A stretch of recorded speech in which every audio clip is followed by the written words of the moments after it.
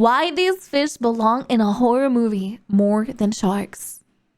Chat's recommendation. Why?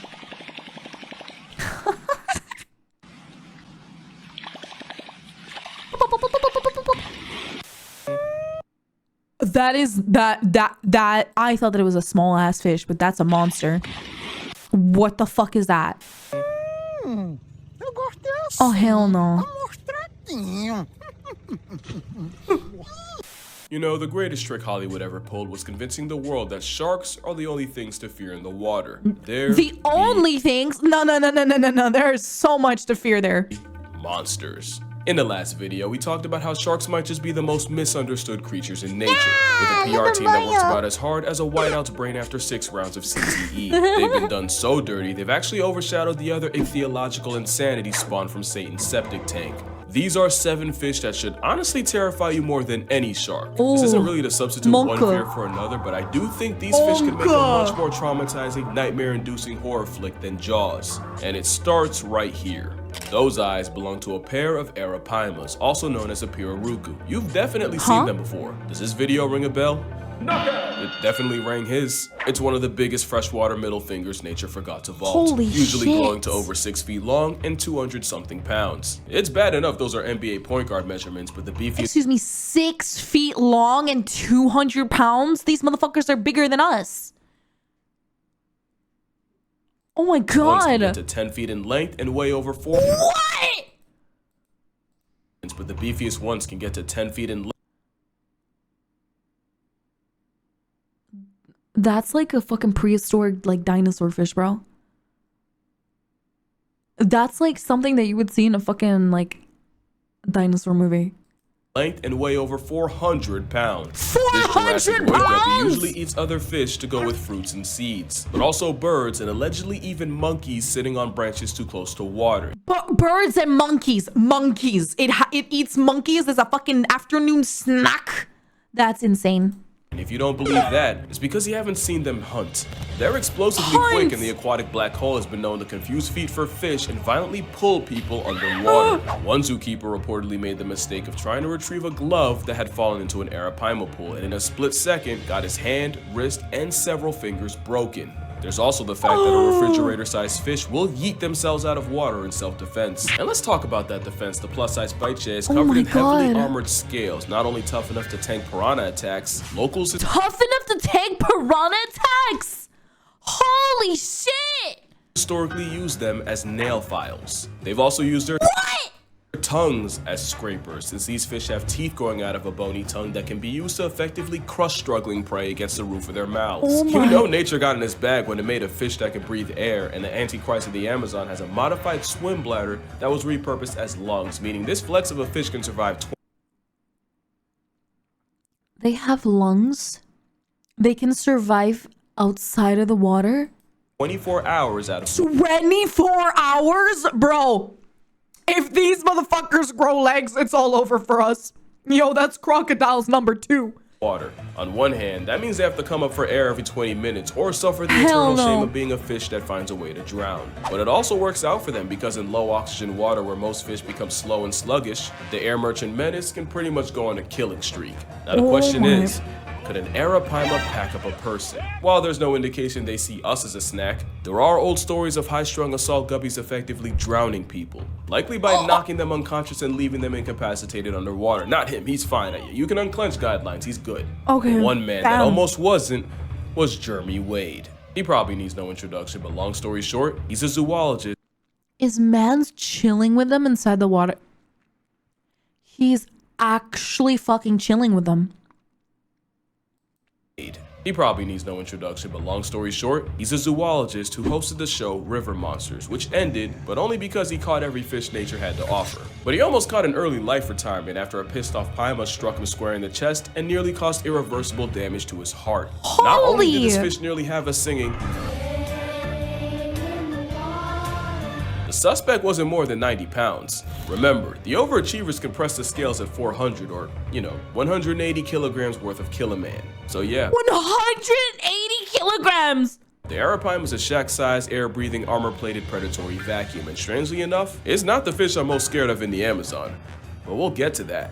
The piranha actually isn't. If you remember from an earlier video, piranhas might be just as misunderstood as sharks. They're mostly just scavenging opportunists that our childhoods convinced us were way more of an issue. You cannot say the same for their cousins found in the Congo basin of Central Africa. The Goliath tigerfish can grow nearly 5 Motherfucker is an entire fucking adult set of teeth like this. Nah. feet long, over 100 pounds, and there were 100-pound fishes? what people were told piranhas are times 10. They're in the same order, but where piranhas are primarily a swimming cleanup crew, tigerfish actively hunt for their bodies. And you'll find out, nature built this prehistoric problem to do exactly that. They have sharp dagger-like teeth that many swear are comparable to that of a great white. Although I personally see them as more conical, like a crocodile, which is a coincidence since the saltwater variety are their only natural predators. But of course, the swimming expletive has also been known to murk smaller crocs. They have eerily strong eyesight to track prey, special organs to detect the vibrations they make underwater, and they're strong enough to brute force their way through the That's an...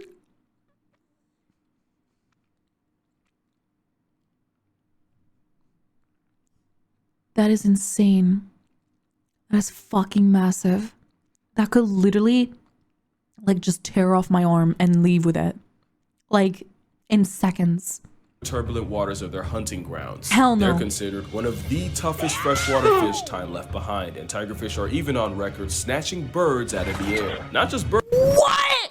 Birds, but swallows, some of the fastest and most maneuverable out there. Oh my Scientists God. studying them watched as 300 birds got permanently grounded by tigerfish in just over 2 weeks. They're so feared that in many places they're only known by one name, Benga, meaning the dangerous fish. There's even a What? It's literally named the dangerous fish in some regions?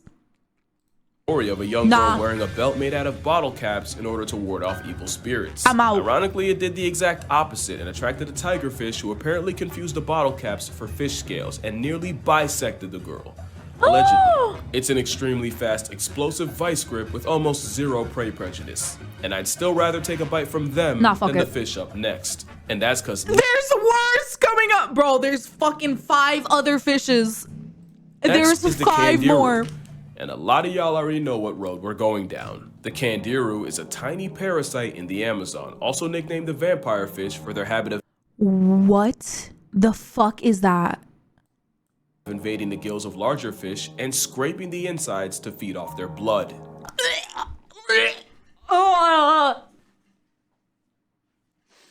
So, just a little warning. Just a little warning. I'm gonna continue watching. But, like, I'm kind of fucking terrified. So if you don't want to watch, you know, come back in like 2 minutes, 1 minute. Yeah. And with backward-facing spines and a powerful bite, it's nearly impossible to shake it off before it completes its liquid transaction. The horror comes from the legend of Candiru being attracted to the chemicals in urine and swimming up the urethra of unlucky humans and getting stuck up there. A fate that takes surgery to reverse. Imagine a serrated, sentient toothpick in your bathing suit business and you'll see why the violation with gills is so feared. How much of this is even real? Most of the reports of people getting penetrated by peenfish are really sus at best. Apparently, they're not even attracted to the ammonia in human urine in the first place. There's a good chance that the Candiru controversy came from European settlers coming home from long expeditions and telling these long, exaggerated stories to anyone who'd listen for status and attention. Yeah, but basically they were probably lying for clout. You have to remember, the whole piranha skinning a cow thing spawned from locals staging an event to impress the president. The truth is, your chances of peeing in the Amazon and getting frontal probed by a fish are about as much as you getting meal prepped by a shark or getting struck by lightning. Oh, my bad. And getting struck by lightning. That being said, I'd rather— Wait, is that an actual sign?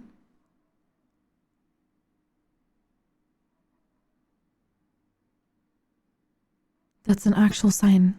Getting struck by lightning. That's a real thing. That being thing. said, I'd rather get tag teamed by the pets of Poseidon and the forces of Zeus than have a bloodluster up my urethra, no Franklin. If the odds ain't zero, they're just too high for me. But I'll happily take a Candiru to the Mandiru, then run into aquatic op number 4. Yeah, I would freak In up the fact, I'm so fuck afraid out of it, too. I actually had to break my own rule for this video. The Humboldt squid obviously isn't a fish, but it's the closest thing to a living nightmare on this list. Let's be clear, at 5 feet, about 100 pounds, there are bigger squid. What sets Humboldts apart is they can hunt in packs of over 1,000.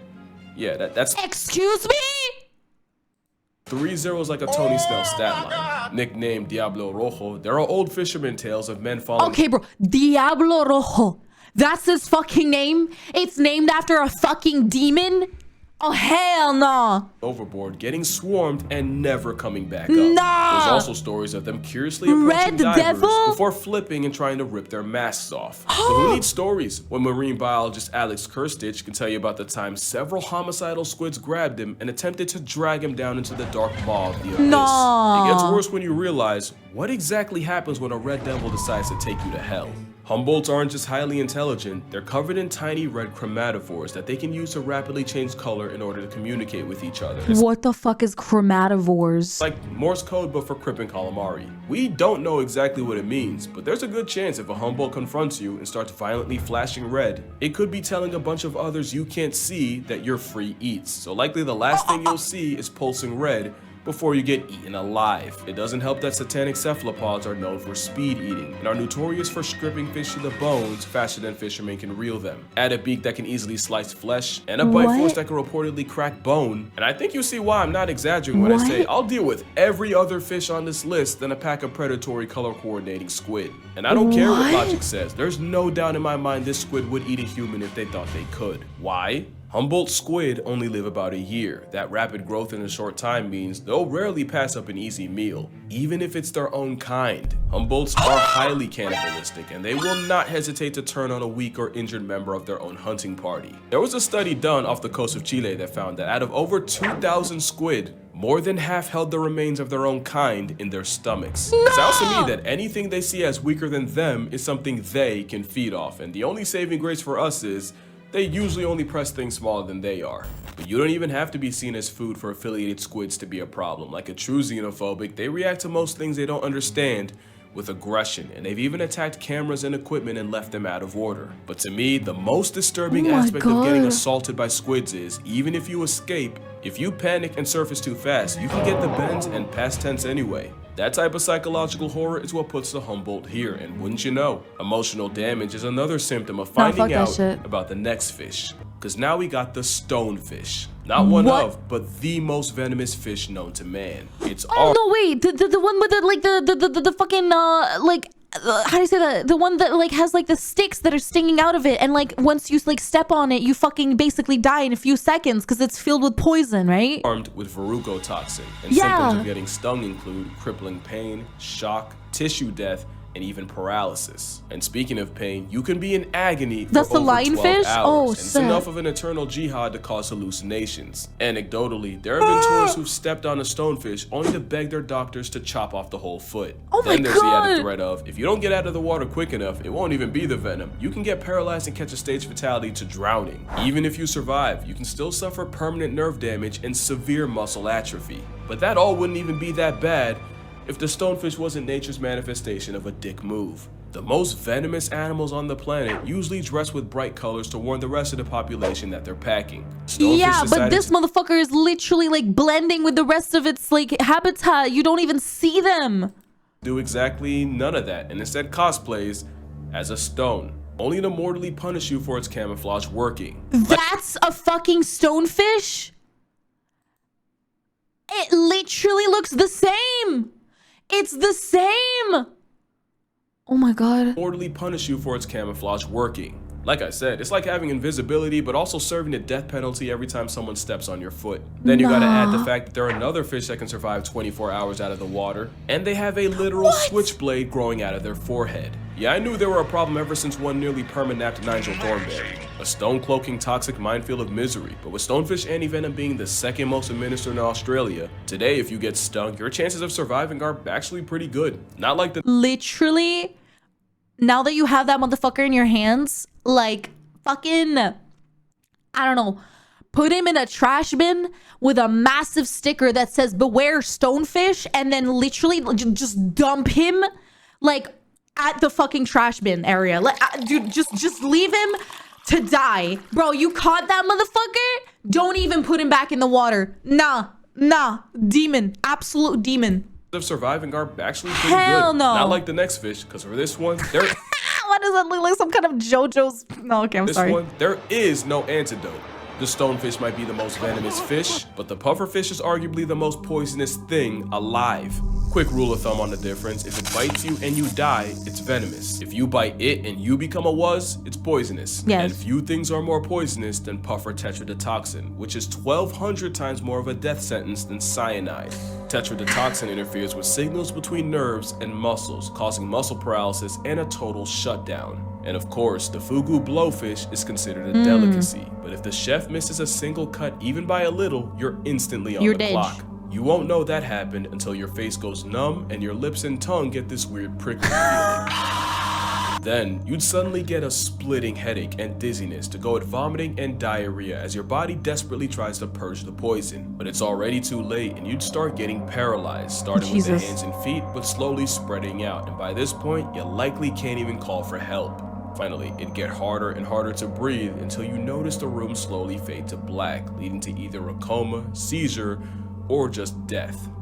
The permanent kind. Tetrodotoxin essentially flips a kill switch in your body, and there is no antidote. The only treatment is hooking you up to a respirator to breathe for you and praying it passes. The poison puffball is such a problem, it makes you forget they also have teeth that can bite clean through your finger. In fact, it's more than enough to violate a scorpion. And I don't even know how to clean through your scorpion. Describe what they do to crabs, turning crustacean into crustacean with a smile, no less. Brother, man, I saw like the little like, what is it called? I think it was a pufferfish like eating a carrot, right? And I was like, oh, they're just a dumbass fish that's poisonous. But they're kind of cute, I guess, as long as we don't eat them. They can bite your fingers off. They eat crabs like they're a fucking, I don't know, midday snack. It's criminal. They eat oyster shells. Look at that. Look at the shell. It's like completely cut in half. Oh my God. There's nothing funny about getting caught in that bite, with reports of pufferfish mutilating the genitals of men, and one case in 2008 where a Cambodian child had his coin purse sliced in half by a pufferfish. And unlike the Candiru, this ain't a myth. Have your privates out by a puffer and you might just get...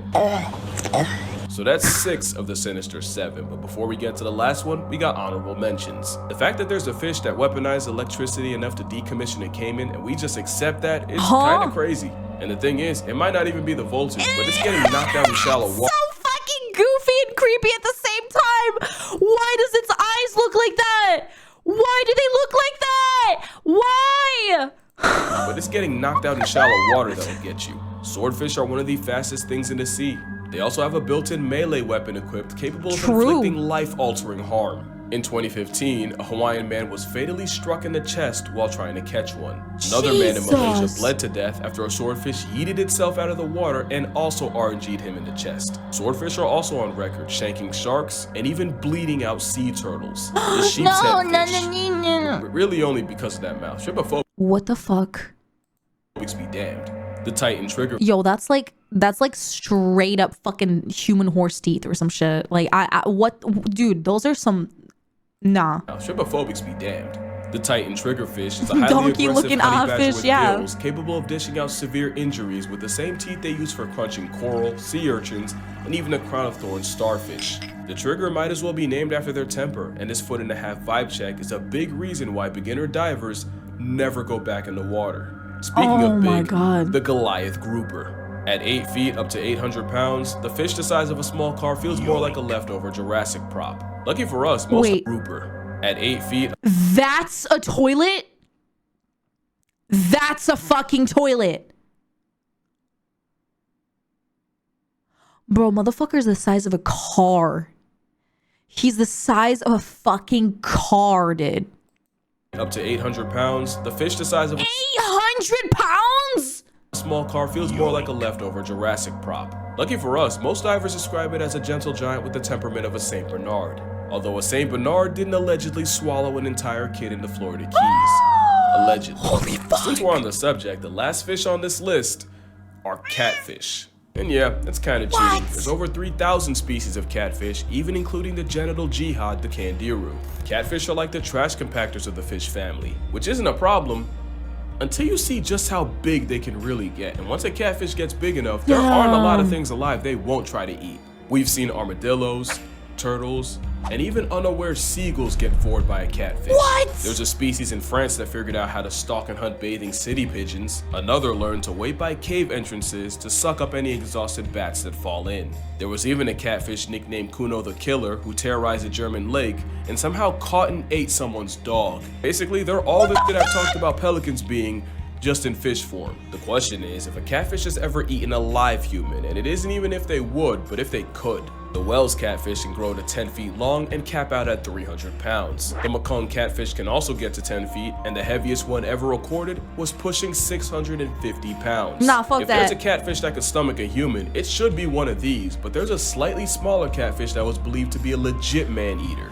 In the late 90s and early 2000s, a series of fatal attacks on people in the Gully River had people convinced there was something in the water hunting humans. No. In these attacks, victims were suddenly pulled underwater in front of people, only for their bodies to never be recovered. What in the 2007, fuck? Atal Kumar was swimming with friends when he was violently dragged underwater, and while he was never seen again, friends caught a glimpse of something that they could only describe as an elongated pig. Crocs and bull sharks were considered, but the prime suspect ended up being the goonch. At about over 6 The feet, goonch. 200 pounds, the goonch is usually smaller than the whales in the Mekong. But it's feared that the practice of burning funeral pyres by the river led to the equal opportunists developing a taste for human flesh. No. And while it's a stretch to say a corpse-happy catfish could swallow an adult, it becomes a little less believable with children. There's no solid proof of a catfish catching a person, but they for sure can off one. The biggest ones can easily overpower you, if not just knock you out and drown you. Not to mention a majority are venomous, with those spines putting both experienced fishermen and oblivious bystanders in the hospital. They also have a nasty sandpaper-like bite that can easily draw blood. But what really makes them a living horror movie is their intelligence. The ones packing up pigeons, they weren't always doing that, but they pretty much ate everything else around them and were forced to adjust. So it's anyone's guess what could happen if they gain a taste for humans. Nah. Catfish being swimming tongues with over 175,000 taste buds across their bodies. Yeah, I doubt acquiring taste takes long. But yeah, that's gonna do it for this video. Make sure you drink water, hug your mother, try not to get catfished out here. If you'd like to see me swim with slightly less freaky fish, the full GoPro footage of me in Hawaii will be uploaded to my Patreon. And with that last second self-promo out the way, I'ma see y'all in the next one. What an insane fucking video, bro. You blowing her bubbles?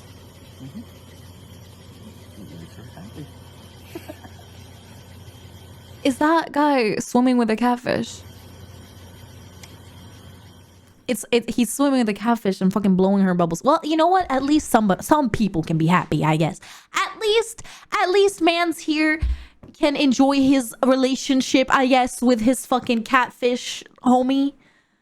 Oh my god. Yeah, that is terrifying. Good thing to know that fishes and on the ocean and is still terrifying to this day, guys. That's good to know. Can't wait for Subnautica 2. We're totally gonna be playing that game for 14 hours straight up for a stream. Pog. Holy fuck. No, that is terrifying.